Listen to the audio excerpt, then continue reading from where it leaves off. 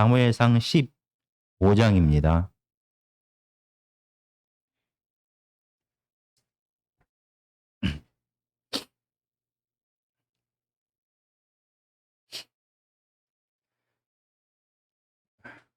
요즘에 이상한 변호사 우영우라는 드라마가 많은 사람들에게 관심을 받고 있습니다.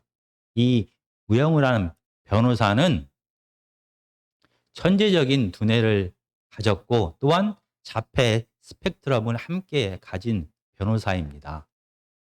이 우영우, 이상한 변호사 우영우라는 드라마는 이 우영우라는 변호사가 성장해 가는 과정을 보여줍니다. 지난주 수요일에 제5화가 반영이 되었습니다. 제5회는 ATM 기계의 저작권에 대한 소송을 다루었습니다. 우영우 변호사 측의 의뢰인의 뜻대로 소송이 진행되었습니다. 그런데 이 반대편 상대방 ATM 기계 회사의 사장님이 우영우 변호사에게 편지를 보냈습니다. 변호사님은 소송에서 이기는 유능한 변호사가 되고 싶습니까? 아니면 진실을 밝히는 훌륭한 변호사가 되고 싶습니까? 이 상대편 ATM 회사의 사장님의 편지를 받은 우영우 변호사는 자신의 잘못을 회개합니다.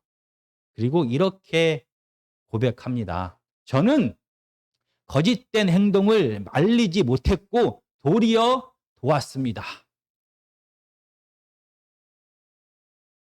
진실을 알면서도 모른 채 제 자신을 속였습니다.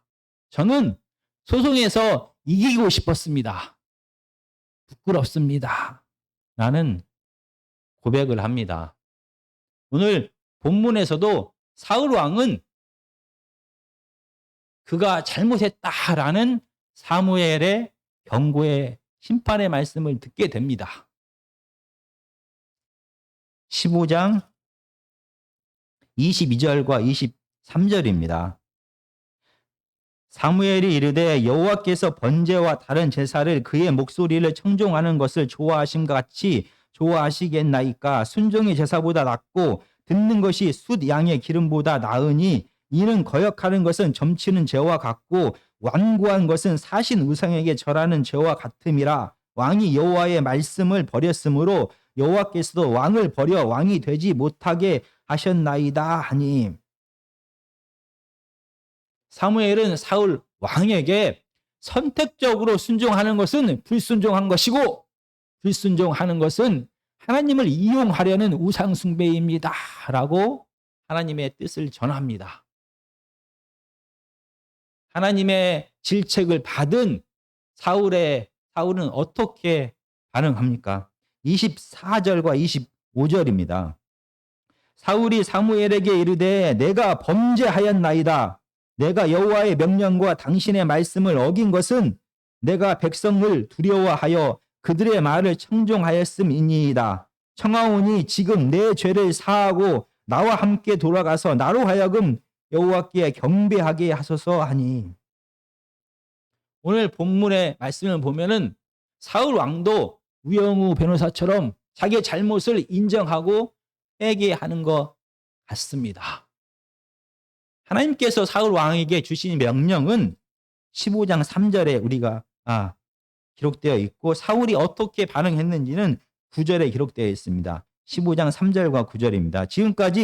지금 가서 아말렉을 쳐서 그들의 모든 소유를 남기지 말고 진멸하되 남녀와 소아와 젖먹이는 아이와 우양과 낙타와 나귀를 죽이라 하셨나이다 하니. 9절입니다. 사울과 백성이 아각과 그의 양과 소의 가장 좋은 것 또는 기름진 것과 어린 양과 모든 좋은 것을 남기고 진멸하기를 즐겨 아니하고 가치 없고 하찮은 것은 진멸하니라. 이런 하나님의 명령에 사울 왕은 선택적으로 순종합니다. 이런 사울 왕의 순종에 대하여 하나님은 선택적으로 순종하는 것은 불순종한 것이고, 불순종한 것은 하나님을 이용하려는 우상 숭배다라고 말합니다. 이런 사무엘을 통해 전해진 하나님의 책망에 사울 왕은 우리가 방금 전에 읽었던 것처럼 24절과 25절에서 자신의 잘못을 인정합니다. 내가 잘못했습니다 라고 말합니다.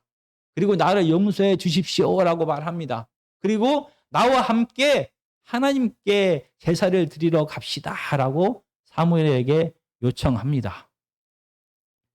자신의 잘못을 인정하고 회개하겠다고 말하고 하나님께 제사 드리러 가자라고 말하는 사울 왕의 고백에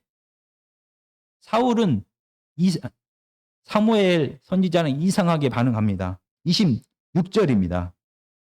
사무엘이 사울에게 이르되 나는 왕과 함께 돌아가지 아니하리니 이는 왕이 여호와의 말씀을 버렸으므로 여호와께서 왕을 버려 이스라엘 왕이 되지 못하게 하셨음이니이다 하고, 사울 왕의 간절한 요청에도 불구하고 자기의 죄를 인정하고 고백함에도 불구하고 사무엘은 단호하게 말합니다. 이미 하나님께서는 하나님의 명령을 거역한 사울 왕이 이스라엘의 왕의 자격이 없다라고 선포하셨습니다. 나는 왕과 함께 제사 드리러 갈 수 없습니다라고 말합니다. 물론 사울 왕의 죄가 정말로 큽니다. 하나님의 권위를 있는 그대로 인정하지 아니하고 그는 자기가 마치 하나님인 것처럼 선택적으로 해야 될 것과 하지 말아야 될 것을 구별했습니다. 이런 선택적 순종을 통하여 사울 왕은 승리와 부유와 명예를 얻고 싶었던 것입니다. 주야 명령은 아각 왕을 살려주었던 것도 자신의 명예를 높이기 위한 것이고, 좋은 모든 것을 남겨두었던 것도 하나님이 승리하게 한 것이 아니라 내가 승리했다, 그러므로 승리의 전리품을 취하는 것은 당연하다라는 것을 드러내고 싶었던 것입니다. 그렇지만 이렇게 잘못을 했지만 사울 왕은 자기의 잘못을 인정했습니다. 그리고 용서를 구합니다. 그리고 함께 예배 드리러 가자라고 말합니다. 그런데 사무엘은 이를 거절합니다. 27절입니다. 사무엘이 가려고 돌아설 때 사울이 그의 겉옷자락을 붙잡음에 찢어진지라.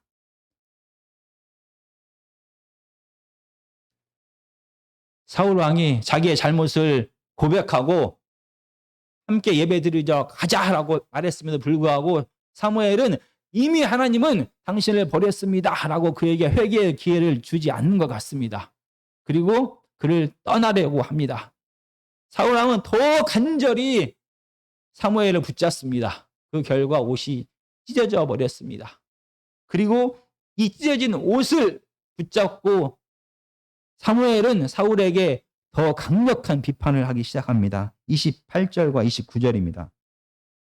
사무엘이 그에게 이르되 여호와께서 오늘 이스라엘 나라를 왕에게 떼어 왕보다 더 나은 왕의 이웃에게 주셨나이다. 이스라엘의 지존자는 거짓이나 변개함이 없으시니 그는 사람이 아니심으로 결코 변개하지 않으심이니이다 하니, 찢어진 옷을 보여주면서 오늘 하나님께서 당신을 버리시고 이 찢어진 옷처럼 당신의 이웃에게 이 왕권을 주셨습니다. 그리고 이 하나님은 결코 말씀하시는 것을 바꾸는 것이 없습니다 라고 그의 왕으로서의 자격이 상실되었음을 다시 한번 확인시켜 줍니다.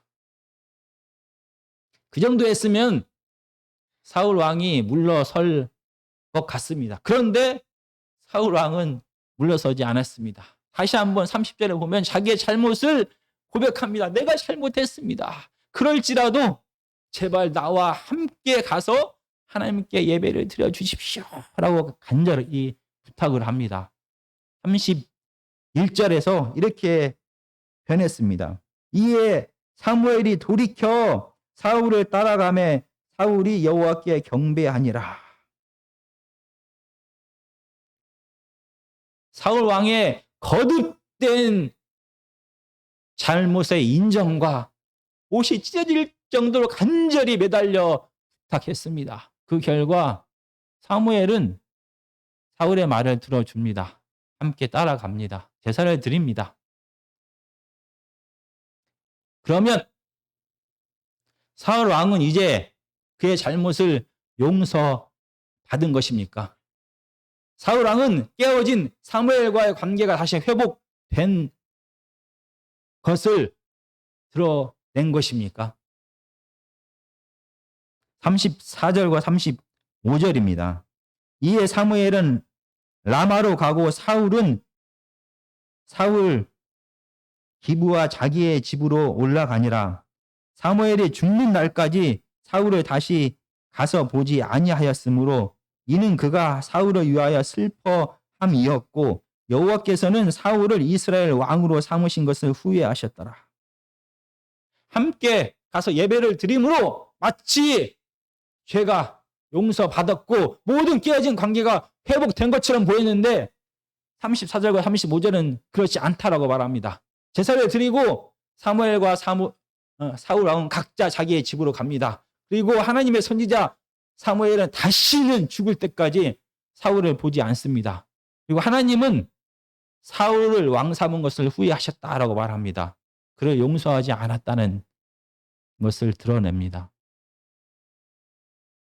왜 사울 왕은 이렇게 간절히 자기의 잘못을 인정하고 간절히 매달려서 하나님께 제사를 드렸음에도 불구하고 왜 그는 용서를 받지 못한 것입니까? 그토록 그의 죄가 큰 것입니까? 그리고 왜 그토록 사울 왕은 가서 하나님께 예배를 드리려고 계속해서 요청하는 것입니까? 사울 왕에게 있어서 예배가 그렇게 중요한 것입니까? 그리고 왜 그 예배를 사울 왕에게는 이미 엘리 제사장 계통의 제사장이 있습니다. 왜 사무엘과 함께 이 예배를 드리려고 하는 것입니까? 이 15장에서 나와 있는 여러 가지 의문들을 해결해야만 됩니다. 첫 번째로 왜 사울 왕은 그토록 제사를 드리려고 하는 것입니까? 제사의 진짜 의미가 무엇입니까? 이 제사의 의미를 올바르게 이해했을 때 우리는 이 사울 왕의 사건을 이해할 수가 있게 됩니다. 이 제사는 하나님과의 언약 관계 속에서만 온전히 이해가 될 수가 있는 것입니다. 하나님은 이스라엘 백성들과 새로운 관계를 시작하시기를 원했습니다. 당시 고대 근동에서는 두 당사자가 새로운 관계를 시작할 때 언약 관계를 맺습니다. 그리고 각각의 당사자들은 자기들이 지켜야 될 의무사항에 대하여 고백을 하고 이 준수사항을 반드시 지켜야만 되는 것입니다. 하나님과 이스라엘 백성들은 서로 새로운 관계를 시작합니다. 그리고 하나님은 이스라엘 백성에게 생명과 복을 주시겠다라고 약속하셨습니다. 그리고 이스라엘 백성들은 하나님의 뜻, 십계명을 통하여 기록된 드러난 하나님의 뜻을 반드시 순종하겠다라고 맹세했습니다. 이 두 약속이 지켜질 때 하나님과 이스라엘 백성들과의 관계는 유지가 됩니다. 그런데 하나님은 아셨습니다. 이스라엘 백성들은 절대 결단코 하나님의 뜻을 온전히 행할 수가 없습니다. 그 안에 있는 죄성이 그들로 하여금 하나님의 뜻을 행하지 못하게 할 것입니다. 그러면 이스라엘 백성들은 자기의 준수 사항을 지키지 못합니다. 하나님의 뜻대로 살지 못합니다. 그러면 어떻게 됩니까? 하나님과의 언약 관계는 깨어져 버립니다. 그래서 하나님은 이스라엘 백성들을 너무나 사랑하셔서 이 언약 관계를 유지하는 길을 미리 준비해 놓으셨습니다. 그 길이 바로 제사 제도입니다. 하나님은 이스라엘 백성들이 하나님 앞에서 범죄했을지라도 그 죄값을 대신 짐승의 죽음으로 받으셨습니다. 그리고 이스라엘 백성들을 용서하셨습니다. 하나님과 이스라엘 백성들과의 새로운 관계가 이 시작되어진 관계가 끝까지 유지될 수 있는 길을 미리 예비하셨습니다. 바로 회개할 수 있는 길을 미리 준비하셨고 그 회개할 수 있는 길은 바로 제사 제도인 것입니다. 그렇다면 오늘 본문에서 사울 왕은 하나님과의 관계가 깨어졌습니다. 하나님의 말씀에 불순종했습니다. 그의 왕권이 흔들리게 되고 그는 하나님의 버림을 받았다라는 선포를 받게 됩니다. 그래서 지금 사울 왕은 이 깨어진 관계를 회복하기 위하여 그렇게 하나님 앞에 매달린 것입니까? 그렇게 하나님 앞에 제사를 드리기를 원했던 것입니까? 그러면 왜 하필이면 사무엘 선지자와 함께 제사 드리고 싶었던 것입니까? 사무엘상 13장 8절과 9절입니다. 사울은 사무엘이 정한 기한대로 이레 동안을 기다렸으나 사무엘이 길갈로 오지 아니하며 백성이 사울에게서 흩어지는지라 사울이 이르되 번제와 화목제물을 이리로 가져오라 하여 번제를 드렸더니, 그리고 13절입니다. 사무엘이 사울에게 이르되 왕이 망령되이 행하였도다. 왕이 왕의 하나님 여호와께서 왕에게 내리신 명령을 지키지 아니하였도다. 그리하였더라면 여호와께서 이스라엘 위에 왕의 나라를 영원히 세우셨을 것이거늘 지금은 왕의 나라가 길지 못할 것이라. 여호와께서 왕에게 명령하신 바를 왕이 지키지 아니하였으므로 여호와께서 그의 마음에 맞는 사람을 구하여 여호와께서 그를 그의 백성의 지도자로 삼으셨느니라 하고, 혹시 사울 왕은 지금 예전에 사무엘 없이 하나님 앞에 제사를 드리게 되었던 때를 기억하고 있는 것이 아닙니까? 그래서 혹시나 이번에도 사무엘 없이 제사를 드리게 되면 이 깨어진 관계가 회복되지 않을 것 같아서 사무엘과 함께 제사를 드림을 통하여 깨어진 하나님과의 관계를 회복하기 위하여 지금 사무엘에게 그렇게 매달려서 함께 제사를 드리러 가려고 하는 것입니까? 사울왕의 진짜 의도가 무엇입니까? 사울왕의 진짜 제사를 드리려고 하는 이유가 무엇입니까? 지금 사무엘과 사울 왕은 길갈에 함께 지금 있습니다. 길갈은 바로 처음 사울 왕이 취임식을 가졌던 곳이 길갈입니다. 암몬과의 전쟁에서 승리했습니다. 그리고 11장 15절은 이렇게 말합니다. 모든 백성이 길갈로 가서 거기서 여호와 앞에서 사울을 왕으로 삼고 길갈에서 여호와 앞에 화목제를 드리고 사울과 이스라엘 모든 사람이 거기서 크게 기뻐하니라.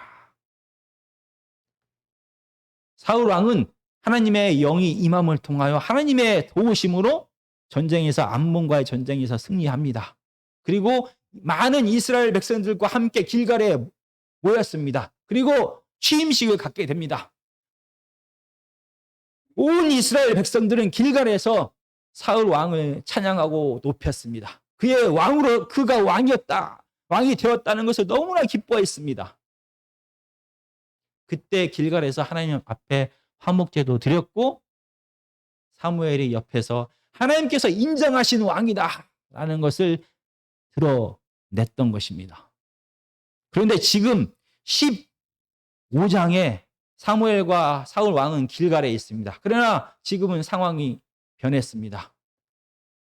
11장에서 사울 왕이 왕된 것을 너무나 좋아했던 이스라엘 백성들은 지금은 사울 왕에 대해서 실망을 하기 시작했습니다. 사울 왕의 권위는 땅에 떨어졌습니다. 13장과 14장과 계속해서 보면은 블레셋과의 전쟁에서 하나님의 선지자 사무엘은 사울 왕을 떠나버립니다. 그리고 이 블레셋과의 전쟁에서 진짜 이스라엘의 왕다운 모습을 보인 사람은 사울 왕이 아니라 요나단이었습니다. 사울 왕은 백성들 앞에서 그의 권위가 땅에 떨어져 버렸습니다. 그런데 지금 아말렉과의 전쟁에서 대승을 거두었습니다. 그리고 길갈로 온 백성들이 이 승리를 축하하기 위하여 모였습니다. 사울 왕은 지금이 기회다라고 생각을 했습니다. 자기의 떨어진 권위와 명예를 되찾을 수 있는 기회가 지금인 것입니다. 사무엘과 함께 다시 제사를 드리게 되면 이스라엘 백성들은 분명히 이렇게 생각할 것입니다. 아직도 하나님께서 사울을 왕으로 인정하고 있구나. 사무엘과 함께 제사를 드리는 것을 보니 하나님은 여전히 이스라엘 백성 그들의 왕으로 사울을 인정하고 있다라고 생각할 것입니다.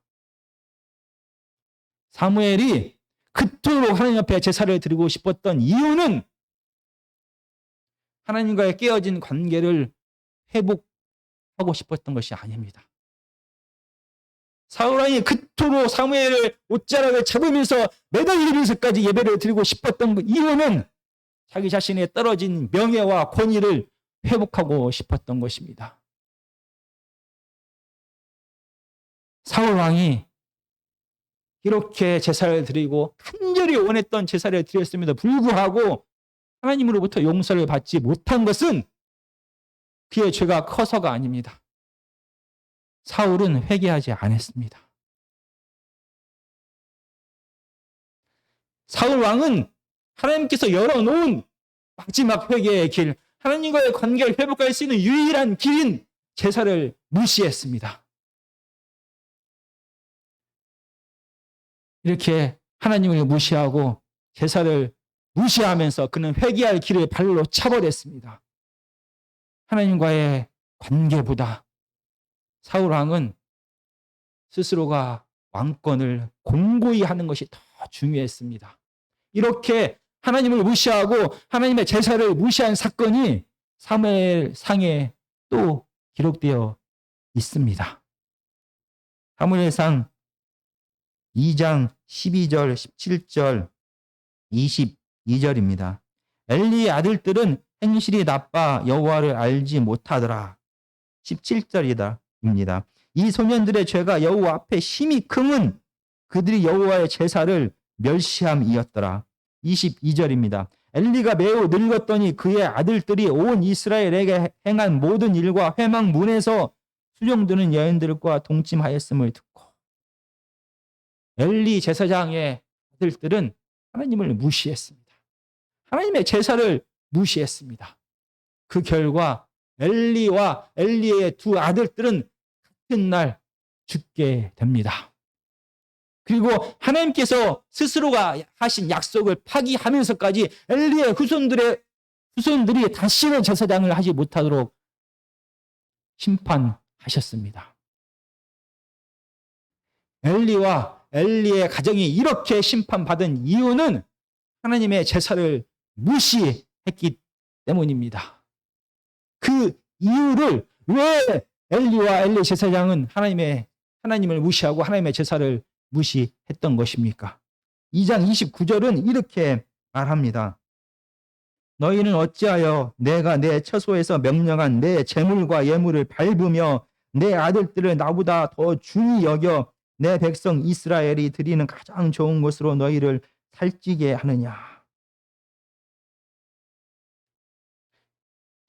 엘리와 엘리의 아들들은 그들의 탐욕과 그들의 쾌락을 위하여 하나님의 제사를 이용했습니다. 하나님을 무시했습니다. 그리고 엘리 제사장은 하나님보다 그들의 아들을 더 무겁게 여겼다라고 말합니다. 더 귀하게 소중하게 여겼다라고 말합니다. 그 결과 그들은 심판을 받게 되었습니다. 아무리 큰 죄를 지어도 하나님께서는 이 속죄의 길을, 회개할 수 있는 길을 열어놓았습니다. 그런데 그들은 속죄할 길이 없습니다. 3장 14절은 이렇게 말합니다. 그러므로 내가 엘리의 집에 대하여 맹세하기를 엘리의 집의 죄악은 제물로나 예물로나 영원히 속죄함을 받지 못하리라. 왜냐하면 엘리 제사장의 가문이 행했던 일은 하나님의 제사를 발로 차버린 것입니다. 하나님을 무시했을 뿐만이 아니라 하나님께서 사람들과의 관계를 회복할 수 있도록 한 유일한 길인 제사를 무시하고 제사를 멸시했습니다. 도리어 제사를 이용하여서 그들이 원하는 것을 얻었습니다. 제사를 통하여 잘못했을지라도 하나님께 회개할 수 있는 길이 열려집니다. 그런데 그들은 이 제사를 도리어 이용해서 그들의 원하는 것을 얻었던 것입니다. 마찬가지입니다. 이 엘리 제사장이 행했던 하나님보다 그들의 아들들을 더 소중하고 무겁게 여겼던 그 죄를 오늘 사울은 짓고 있었던 것입니다. 사울은 스스로 이렇게 고백합니다. 30절입니다. 사울이 이르되 내가 범죄하였을지라도 이제 청하옵나니 내 백성의 장로들과 이스라엘 앞에서 나를 높이사 나와 함께 돌아가서 당신의 하나님 여호와께 경배하게 하소서. 지금 사울은 이렇게 말합니다. 사무엘에게 나를 높여주십시오. 제사를 통하여 나를 높여주십시오. 라고 고백합니다. 이 높이다라는 단어가 바로 2장에 나와 있던 중히 여기다라는 그 단어입니다. 한글로는 높이다라고 번역이 되었지만 그 뜻을 그대로 번역하면 나를 더 소중하게, 더 무겁게, 더 귀하게, 더 중요하게 여겨주십시오. 무엇보다 하나님보다, 하나님의 제사보다 나를 더 높여주시기를 원합니다. 라고 지금 사울은 사무엘에게 청하는 것입니다. 사울의 관심은 하나님이 아니었습니다. 사울의 관심은 자기의 죄를 인하여 깨어진 하나님과의 관계를 다시 회복하는 것이 아니었습니다. 사울의 관심은 오로지 다시 자기의 추락한 명예와 권위를 얻는 것이었습니다. 자기의 왕권을 공고하게 하는 것이 사울의 관심이었습니다. 그리고 이 일을 하나님이 하시는 것이 아니라 사람이 한다라고 생각했습니다. 그 일을 백성들이 한다라고 생각했습니다. 그래서 사울의 관심은 온통 하나님이 아닌 사람에게 가 있습니다. 그래서 30절은 이렇게 표현합니다. 내 백성의 장로들, 나의 백성, 내가 오로지 지금 관심을 갖고 있는 것은 하나님이 아니라 나의 백성입니다. 라고 고백을 합니다. 그리고 하나님은 내 하나님이 아닙니다. 이미 내가 버려버린 하나님, 내가 무시하는 하나님입니다. 아무런 상관이 없는 하나님입니다. 그 하나님은 바로 사무엘의 하나님입니다. 30절은 당신의 하나님이다 라고 고백을 합니다. 사울은 내 관심은 오직 나에게만 있습니다. 나를 높여서 내 왕권이 공고하게 되는 것이 내 관심이고 그 일을 해줄 수 있는 것은 하나님이 아니라 사람입니다. 내 앞에 있는 이 수많은 이스라엘 백성들이 나에게 다시 한번 존경을 보내고 나를 인정하게 될 것입니다. 사람은 사무엘과 함께 예배를 드리게 되면 내가 하나님을 버렸다는 것을, 내가 하나님을 무시하고 있다는 것을, 하나님이 나를 버렸다는 것을 사람들은 모릅니다. 단지 하나님의 선지자와 함께함을 통하여, 함께 제사 드림을 통하여 사울이 얻고자 했던 것은 사람들의 인정이고 그의 왕권이 공고해지는 것이었습니다. 사울은 전혀 회개하지 않았습니다. 사울은 회개할 마음이 전혀 없었습니다. 사울은 하나님과의 관계가 전혀 중요하지 않았습니다. 하나님과의 제사를 무시했습니다. 제사를 이용해서라도 그는 자기가 얻고 싶었던 것을 얻었던 것입니다. 그래서 회개하지 않았던 이 사울 왕은 하나님 앞에 버림을 받았던 것입니다. 그의 죄가 너무나 커서 버림받은 것이 아니라 회개하지 않았기 때문에 그는 버림을 받았습니다. 오늘 하나님의 말씀에서 우리는 귀한 사실을 깨달아야 됩니다. 사울왕처럼 우리는 어쩌면은 우리 자신을 위하여 살아갈 때가 더 많습니다. 사울왕처럼 하나님 앞에 제사 드리는 거, 하나님 앞에 예배 드리는 것, 하나님을 이용하고 싶은 마음이 더 클지도 모릅니다. 매 순간마다 하나님의 뜻을 온전히 순종하지 아니하고 내가 선택적으로 순종하면서 내게 명예와 승리와 풍요함을 위하여 하나님을 이용할 때가 더 많습니다. 사람의 죄성을 가진 우리는 당연합니다. 그런데 회개하라는 하나님의 말씀이 선포되었을 때 우리는 어떻게 해야만 하는 것입니까? 하나님은 우리를 너무나 사랑하셔서 우리를 잘 알고 계십니다. 그래서 우리가 이 땅을 살아가면서 하나님보다 재물을, 하나님보다 자녀를, 하나님보다 내 자신을 더 귀하게 여기면서 살아가는 것을 하나님은 가슴 아프게 보고 계십니다. 그러나 우리를 포기하지 않으십니다. 그래서 우리로 하여금 다시 한번 회개할 수 있는 길을 열어놓으셨습니다. 다시 한번 하나님께 돌아올 수 있는 길을 열어놓으셨습니다.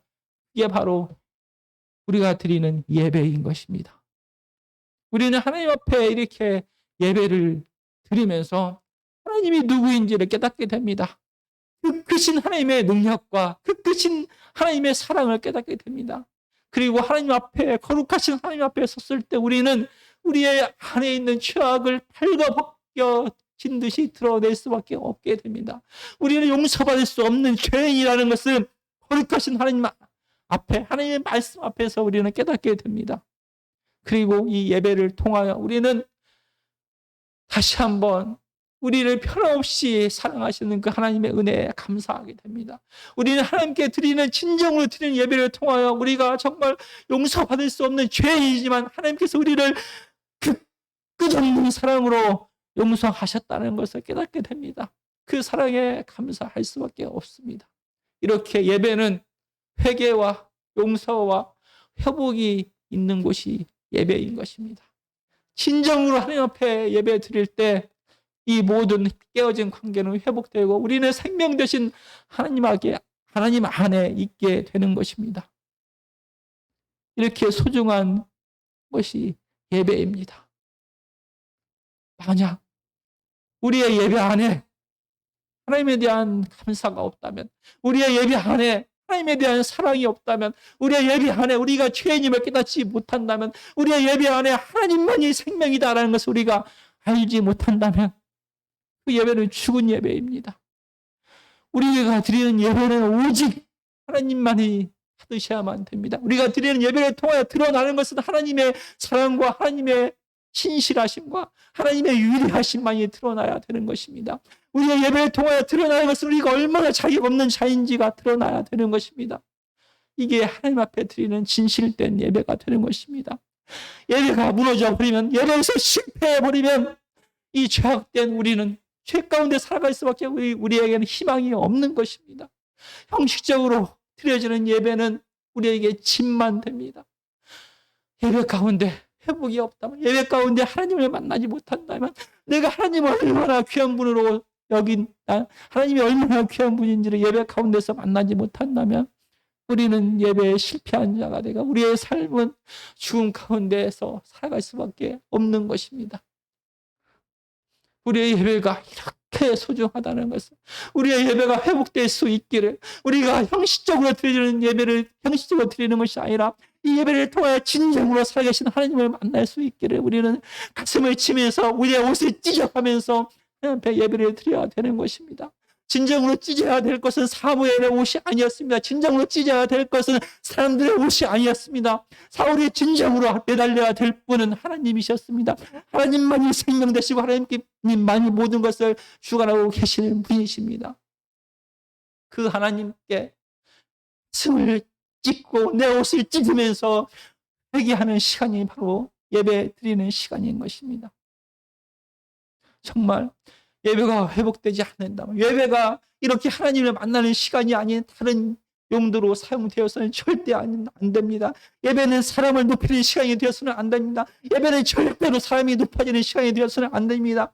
예배를 통하여 높아지는 것은 하나님이고 하나님의 사랑만 높아져야만 되는 것입니다. 정말 우리 하나님교회 안에 이런 예배의 회복이 있기를 저는 간절히 원합니다. 저부터 하나님 앞에 나올 때 상하고 찢겨진 마음으로 하나님 앞에 나와서 자격 없는 자가 하나님 앞에 예배 드리는 데 대하여 감사하며 하나님의 은혜에 감사하면서 내가 앞으로는 하나님의 뜻대로 살겠습니다 라고 헌신하는 시간이 바로 예배 시간이 되어야 되는 것입니다. 내 자신을 높이는 시간이 예배 시간이 아닙니다. 정말 하나님께서는 우리에게 말씀을 통하여, 성경을 통하여 기도 가운데 우리의 잘못을 드러내십니다. 우리는 사울의 길을 걸을 것인지 아니면 자기의 옷을 찢으면서 회개하면서 하나님 앞에 매달려서 하나님과의 관계를 회복할 것인지 우리는 선택해야만 하는 것입니다. 생명과 복을 선택하는 저와 여러분들이 되었으면 좋겠습니다. 우리 안에 진정한 예배의 회복이 있기를 간절히 기도드립니다.